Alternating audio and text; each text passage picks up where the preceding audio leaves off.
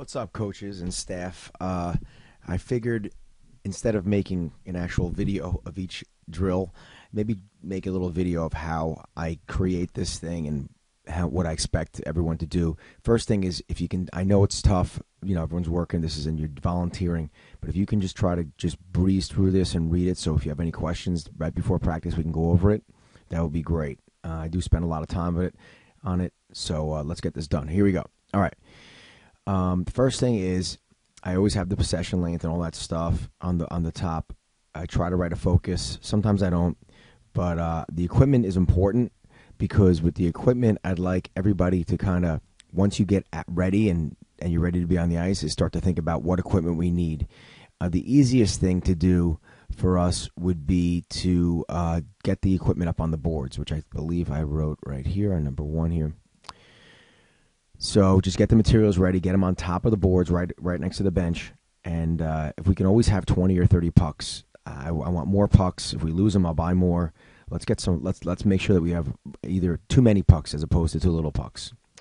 Okay. Second thing is warm up, which is right over here, and the warm up is usually about 8 or 10 minutes.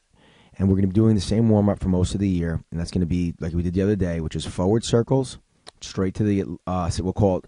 Let's call the locker room boards. The boards were like our benches, and let's call the other boards the entrance, like or the bleachers will be better, like the bleacher boards. So they'll go forward, they'll end up at the bleacher corner, then they go backward, they end up back at the like locker room or bench corner. And then you do face the flag. They're going to wind up ending near the bleachers again. Right after the bleachers, they're going to break up into groups. We can potentially use that third face-off circle, the center ice circle, and we can have smaller groups. Say we have groups of 4. At this point, we can have Tom warm up, Jack, and we could start doing a little Pepper. So Pepper will be very close in, like almost like right at the face-off dot. Single touch passing every single practice in close, and I'll blow the whistle after about 30 seconds or so. Then they'll move back to the actual circle itself, and they'll do stationary passing. Okay, every coach should have like 2 or 3 pucks in their pocket, so they can. If I don't want kids chasing pucks, so if a puck's lost, you throw another one right in there. Then after that, we're gonna go clockwise, counterclockwise, all on the whistles, and then last will be monkey in the middle. And the coaches can actually participate as well. If the coach want to actually go in the circle and play monkey in the middle, or go and do the stationary or moving passing as well, that would be great. As I said, my main focus is a lot of touches and not chasing after pucks. Okay, that's going to happen every single practice. Also, I wrote here, please note many of our new players do not use their edges. As we're doing the warm-ups, the circles, please, I know it's tempting to chat with each other. I'm a culprit myself. Let's try not to chat, and let's try to get those kids' edges right, especially their outside edges. Inside edges are usually a little bit easier, but even if they're using the inside edges, sometimes they're not getting the proper push. So if you want to have them go super slow and exaggerate, that's fine. Maybe we can use the first circle as our slow, exaggerating circle, and our second circle as game speed circle. Okay? Let's go on to the next bullet here, bullet point. Or speech bubble. Okay, here's where I named the drill. On this drill over here, I call it the Youngblood drill, and it's from the movie Youngblood. And I really want to focus on some of the things I saw in the game. In this, I have a focus of this practice plan. It's really off the beaten path, and just to try to focus on endurance. I'm pretty much going to make the kids fall on their knees or fall on their stomachs and get up as quickly as possible.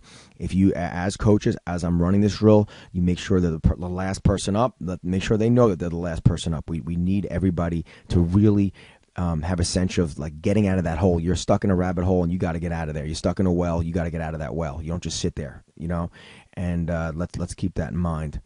This entire practice is to emphasize heart, desire, and working through fatigue. So we're going to coach that up. Okay, let's go on to the next bullet point. The drills that I name, by the way, sometimes will have groups in them. And as the season goes on, there'll probably be more drills with specific groups. I want kids working together, like defensive line mates working together, and forward lines working together. As I said, nothing's going to be pigeonholed or set in stone. We're going to work things around, but for the most part, I'd like to have some sort of cohesion and like a feel for each line. Okay, so that's what I say right here. Number 4. I'm going to shut this down here. And one other way to read this, if you look at this one over here, if you look at this, let's look at the warm-up over here. If you see, it says, make sure everyone is crossing over. Make sure we are moving from, I can't read that, hold on, I got to erase that. Make sure we are moving from C cuts to cross, and look, I move right over here, crossovers in the circle. So if you see, this moves from here to here, and I think that's maybe what confuses some people, okay?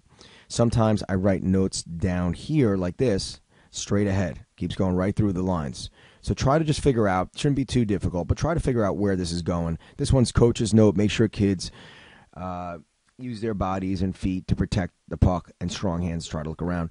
And then what I'll do after this, when all's said and done, I'm going to scroll. So then what I'll do is I will now draw, I'll draw the description. I'll try to type in a little description here, or write in by hand a little description right over here of what the drill will be.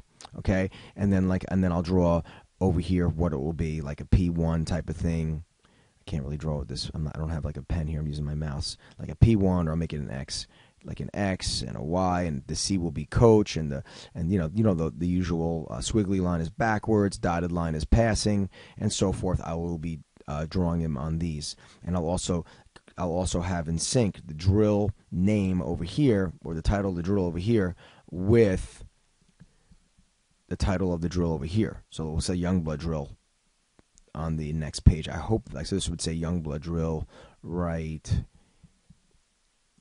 here. Say like Youngblood drill, so you can match it up. Okay, it's not going to be perfect. I might even have to edit it, but for now, let's stick with this. I hope this video helped, and I'm really looking forward to a great season. I love the coaching staff, so I think we're gonna have a great time together, and the kids are gonna have a great year too. Okay, thanks for everything.